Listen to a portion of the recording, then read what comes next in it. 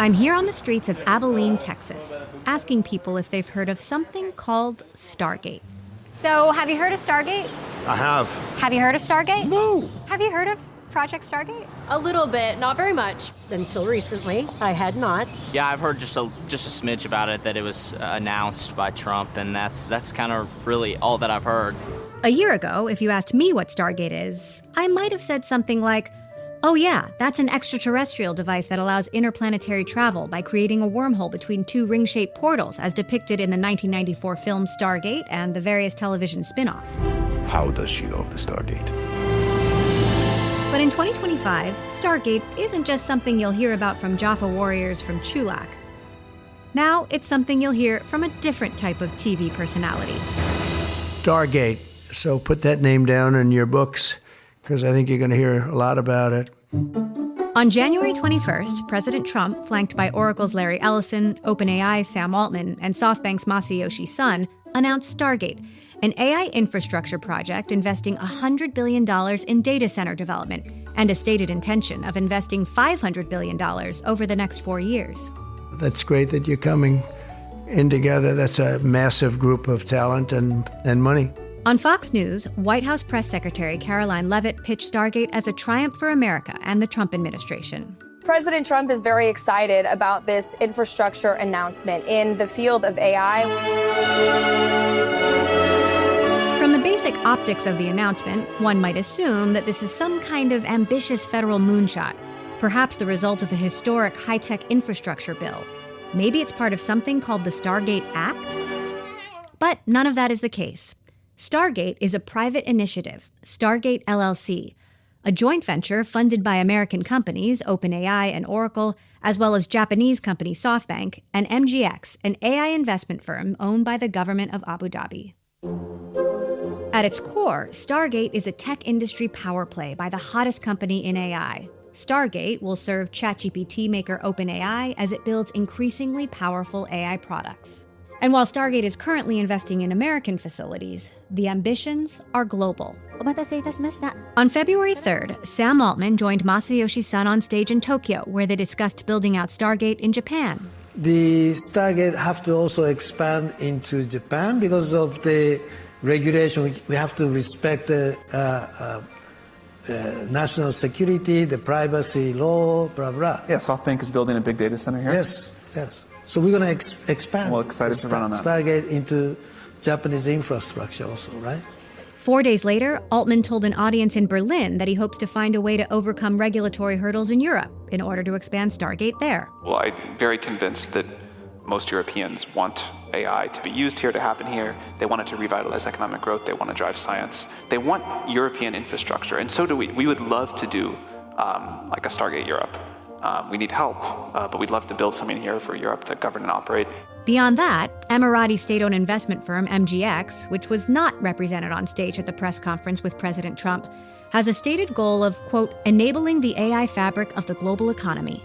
And on May 7th, OpenAI announced OpenAI for Countries, described as a new initiative within the Stargate project to, quote, partner with countries to help build in-country data center capacity.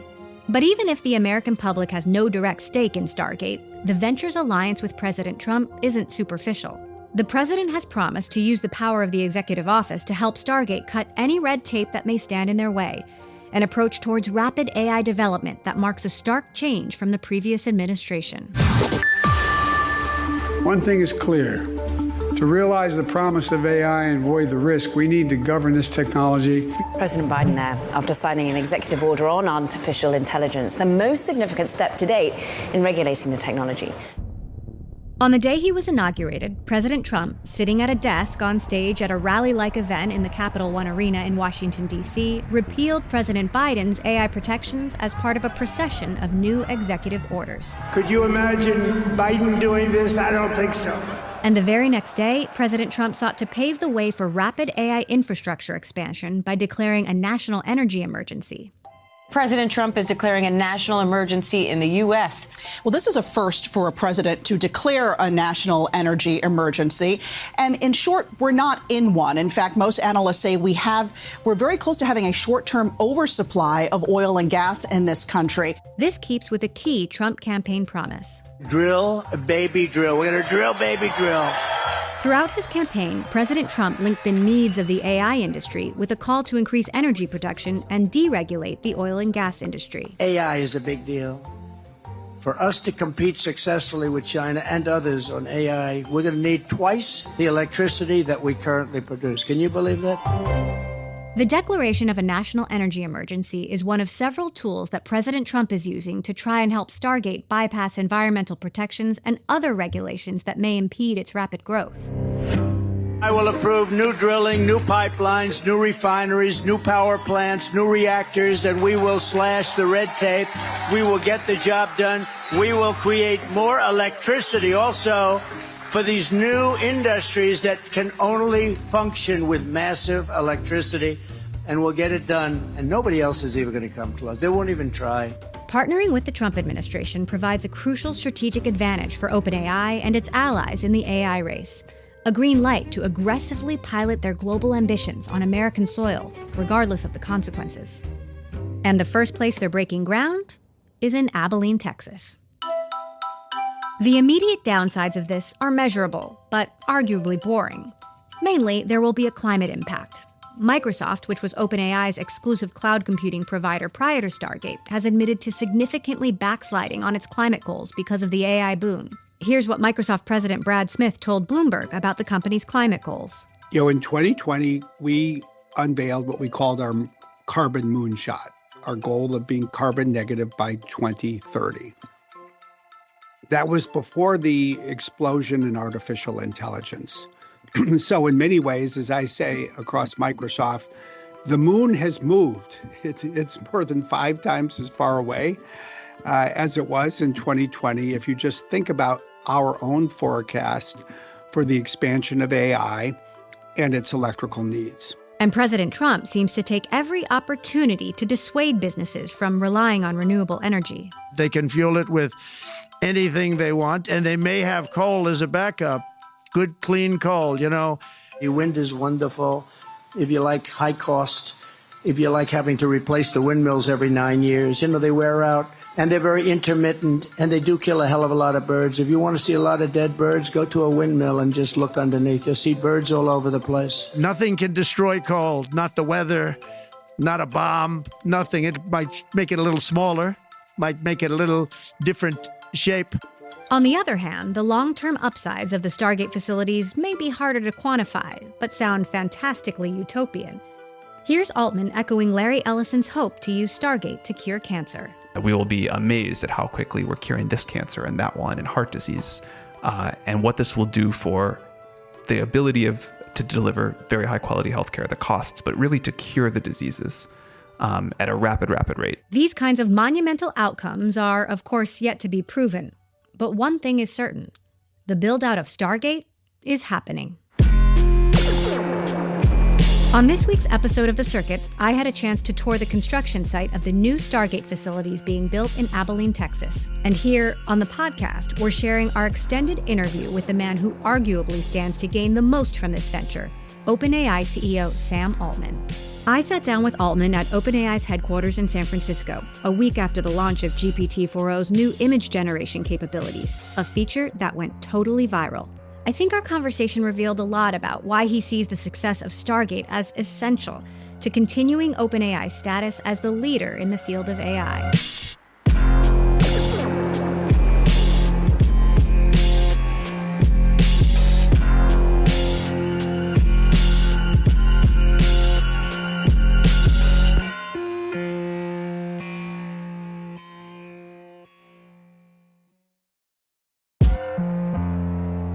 So I saw what's happening in Abilene with my own eyes. Isn't it cool? It's happening. It's happening. People look like they were working very hard and fast. People never love when I show up for data center visits. Why? Well, because I have opinions about how, it's not my area of expertise, and yet I have opinions. And so people are like, okay, we've thought about that before. Is this yes, we're going as fast as we can. Yes, we have tried this other kind of cooling thing. Yes, we realize this is like a stupid way of doing it. We're trying to fix it, and like, leave us alone. Take me back to the beginning before Stargate. What did you start seeing that made you realize we need more compute, more power, more connectivity, that you were hitting a limit and needed to scale? We used to think a lot about the compute we would need to train the models. And what we didn't used to think about as much as how much people were going to use these models. I mean, we did think about it. It just turned out people want to use the models much more than we imagined. And a couple of years ago, maybe after the launch of GPT-4 in ChatGPT, it really started to hit like, oh man, this is like gone from a lot of compute to like the biggest infrastructure project in history. And we started thinking about ways to do it. And we started trying to understand where the limits in the supply chain were. And out of that emerged Stargate. There were other smaller things that we did first. We have, worked with other partners. We've worked with Microsoft to build out like very gigantic amounts of compute. But, this is like the next step in that evolution. Right. I mean, you traveled around the world talking to people about this. Yeah. How did you get to talking with Masayoshi Son and Larry Ellison, and how did you all come together? I've known Masa for a long time, but I was in 2023, I did sort of 2 long trips. I think that was the year. That's all kind of came together. It's all about. I did 2 kind of long trips around the world, and a lot of it was to talk to developers and governments, but a lot of it was also to just really try to like get my head around the supply chain. This is not something I've done before. Like I had not before thought about like what it was going to take to get compute up and running at this scale. And there are a lot of like hard pieces. And on one of those trips, I met with Masa. Masa has like thought for a long time about chip fabs in particular, but really kind of the whole thing that it takes. And we got to speaking about what it would, what it would take to do compute at this kind of scale. And then it took us a while to figure out. I mean, it is a complex supply chain with a lot of partners and obviously a lot of capital. And, SoftBank's obviously your financial partner. Oracle's the technical partner. Why couldn't you get what you needed from Microsoft? I mean, we do get a lot of great stuff from Microsoft, but I think this is more than any one company can deliver. Microsoft will do a lot of compute for us, a lot. And we're very happy about that. Why call it Stargate? It began as a code name, and sometimes code names stick. But it means something, right? The design of one of the very early layouts of a data center looked a little bit like Stargate from the show. A futuristic wormhole. Not like that at all. Just the Okay. You announced this at the White House the day after the inauguration.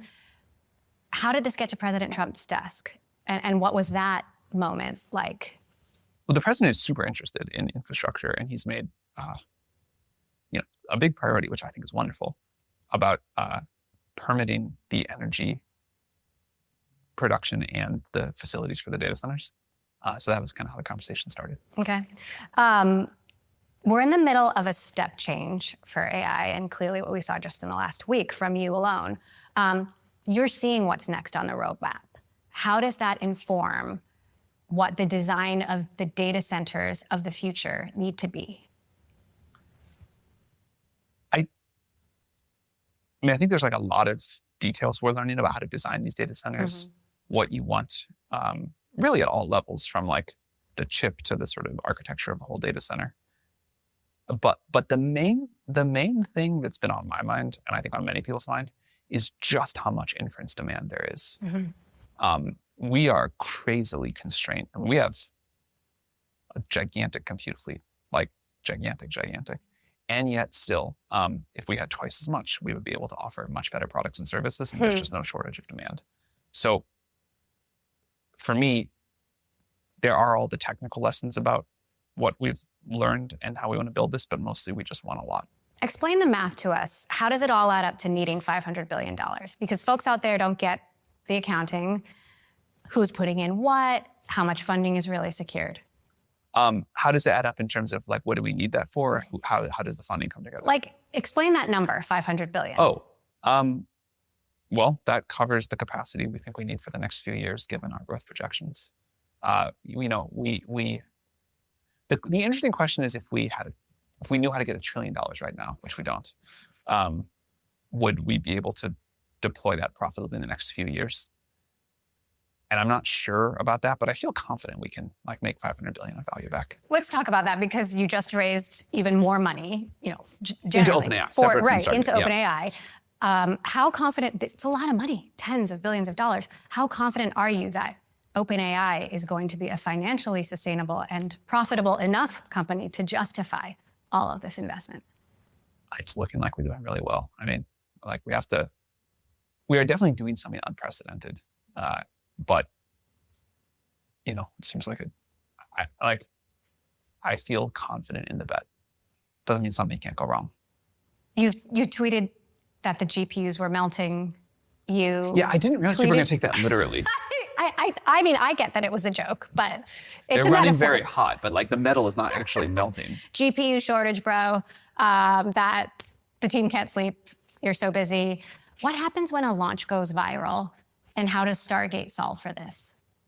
Well, first of all, this level of virality, this is an unusual thing. This last week, I don't think this has happened in the history of tech to any company before. I don't know of any, I've seen viral moments, but I have never seen anyone have to deal with an influx of usage like this. You added 1 million users in an hour or something like that? Yeah. I mean, more, some hours, but yeah.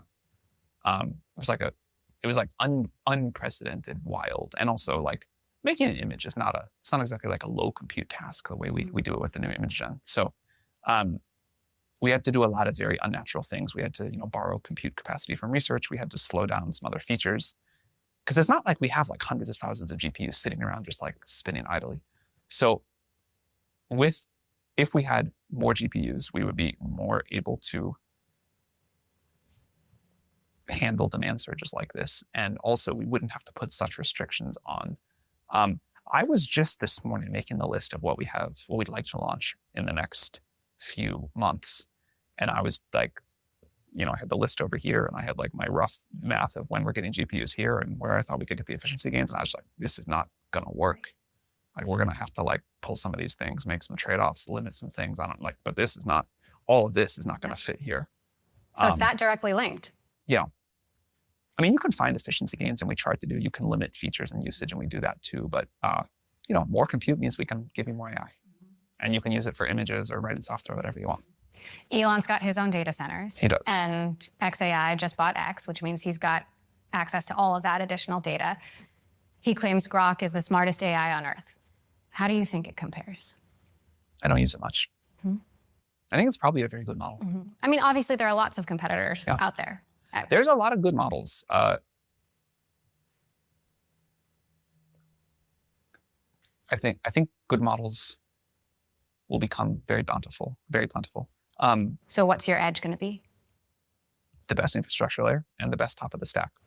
We have way more people use ChatGPT than use any other AI service, way more. And I think you'll see with a lot of the new features we roll out that will become more of an advantage over time. So once this is all built, what's the grand vision? Give people tools to let them do whatever they're going to do better. This is in some sense, this is like, it is different this time, but in many other senses, this is just like another tool and another piece of technological history.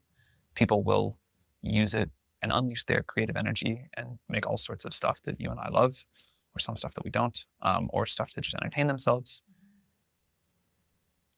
Personally, the area I'm most excited about is AI for scientific discovery. I think that will, we're not there yet, but we're not far away. I think 2025 will be a world where we have agents do a lot of work, but work of the kind of work and things we already know how to do. I'm hopeful that 2026 will be a big year of like really new scientific progress. Do you envision multiple Stargates on every continent? Like, where else are we going to see you break ground? You will see them on other continents, yes. Everywhere. I don't know about everywhere. It's like this is like you went to visit one of these. I did. These are hard things to do. Well, look, this is an audacious bet on the future. What are the risks? I mean, maybe, people stop wanting to like pay for AI services and then we have a difficult financial position. How do you feel about one chipmaker, Nvidia, having so much power over the industry, the future of the industry? They make an incredible product. And if you make an incredible product and people want it, this is what happens to you. I do want to talk about the jobs thing because obviously we saw so many people working there. There's this lofty promise that AI data centers are going to create thousands and thousands of jobs. Meantime, AI is destroying jobs elsewhere. Yeah. And I feel like even, there's serious anxiety out there. People are scared. Totally. Even among the best engineers and technologists, people are scared. What do you say to those people? AI is for sure going to change a lot of jobs, totally take some jobs away, create a bunch of new ones. Mm-hmm. This is like this is what happens with technology. And in fact, I think if you look at the history of the world, like technological driven job change or whatever you call it, when like one class of jobs go away and another one pop up, like that's very consistent. It happens it's punctuated, but like that's just been happening for a long time. And the thing that is different this time is just the rate with which it looks like it will happen. Mm-hmm. The thing I think the world is not ready for, like people have maybe abstractly thought like, okay, it's going to be a better programmer than me. It's going to be, better at customer support, whatever. I don't think the world has really had the humanoid robots moment yet. And I don't think that's very far away from like a visceral, like, oh man, this is going to do a lot of things that people used to do. So yeah, it's coming. And we have always tried to just be super honest about what we think the impact may be, realizing that we'll be wrong on a lot of details. What happens when the humanoid robots get here? They'll obviously do a lot of jobs, but the point I was trying to make is I think like the first day you're like walking down the street and there's like 7 robots that walk past you doing things or whatever, it's going to feel very sci-fi. DeepSeek appears to have found a more efficient way to power AI. Was that a moment of rethink for you? And are you doing anything differently now? I think the DeepSeek team is very talented and did a lot of good things. I don't think they figured out something like way more efficient than what we figured out.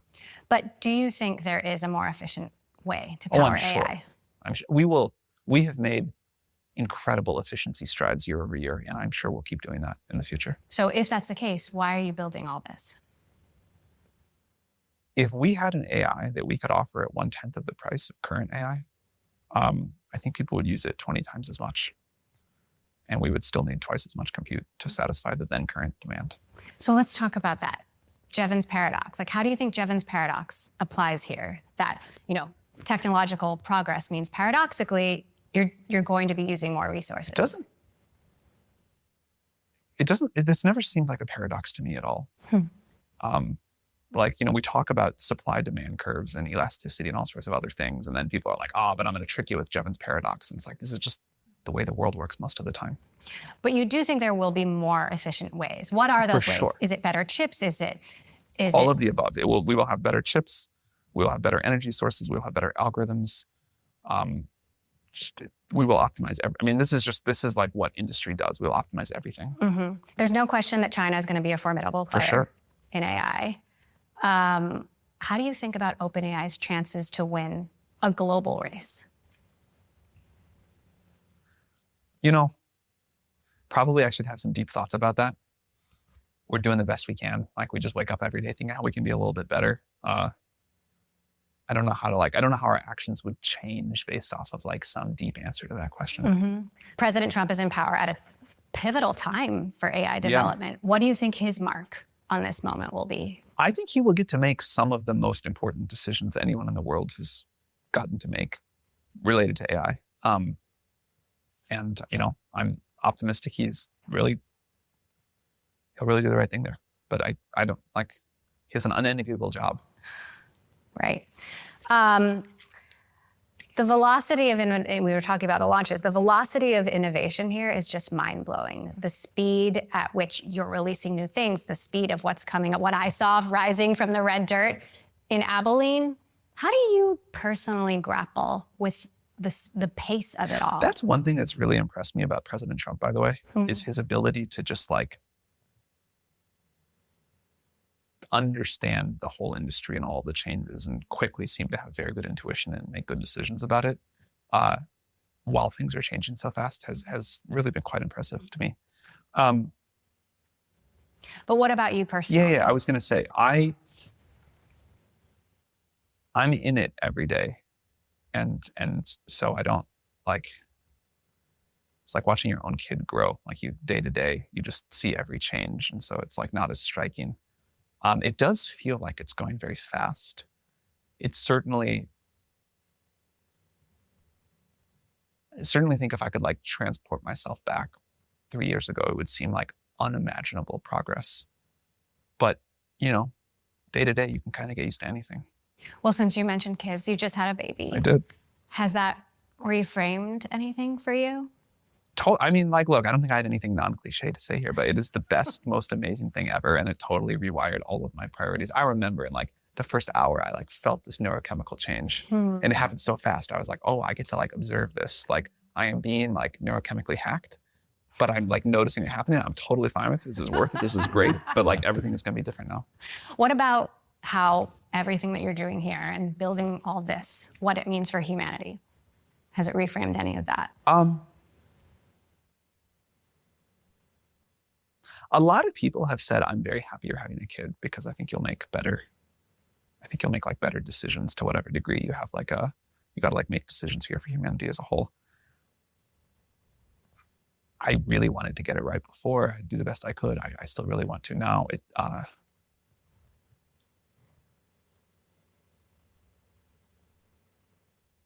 It's somehow, yes, it somehow does feel like it's different, but I can't articulate how. All right. So we talked about the pace, the breakthroughs, you know, I think, you know, the fear and the anxiety out there as you keep moving forward.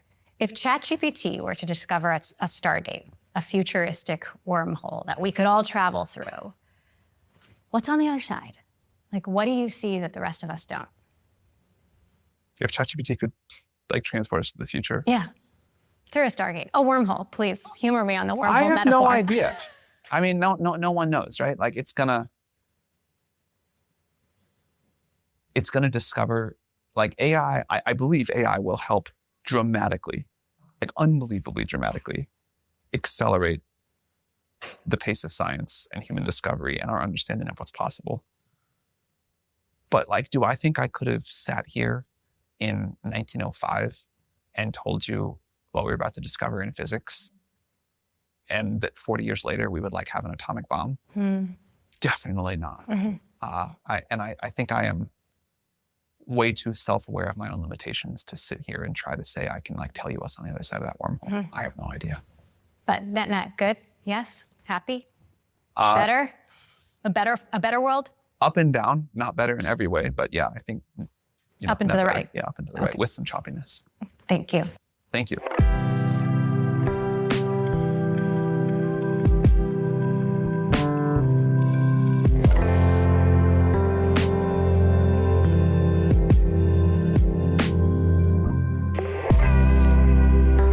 Probably the most prominent skeptic of Stargate is Elon Musk. Just hours after Donald Trump announced this project and declared it would create 100,000 new jobs, quote, almost immediately, Elon Musk slammed the initiative and suggested it will never get off the ground. Musk, of course, was a co-founder of OpenAI and has since severed ties. He now runs his own competing AI company, xAI, and has become one of Sam Altman's fiercest critics. Now you're seeing maybe a little bit of a faltering in the bromance between Elon Musk and Donald Trump because Sam Altman is now getting in the picture. Surely, Elon Musk's AI ambitions also stand to gain from Trump's deregulatory actions. It's no secret where Musk's political allegiances lie. I'm not just MAGA. I'm dark, gothic MAGA. But Sam Altman is a less obvious ally for the Trump administration. In a 2016 blog post mainly about President Trump's views on immigrants, Altman wrote that, quote, to anyone familiar with the history of Germany in the 1930s, it's chilling to watch Trump in action. And yet, just one day after Trump's second inauguration, Altman is the one standing next to the president, announcing his ambitious plans to dominate the hottest emergent industry in the world. We wouldn't be able to do this without you, Mr. President, and I'm thrilled that we get to. Bloomberg recently reported that 3 months after the Stargate announcement, SoftBank has yet to successfully raise funds for the project, with factors like tariffs, economic volatility, and fears of overcapacity making the investment a hard sell. But Sam Altman clearly has his sights set on a very big goal. On May 8th, he announced Instacart CEO Fidji Simo would be joining OpenAI as CEO of Applications, saying, quote, I'll remain CEO of OpenAI, but in this new configuration, I'll be able to increase my focus on research, compute, and safety. These are critical as we approach superintelligence.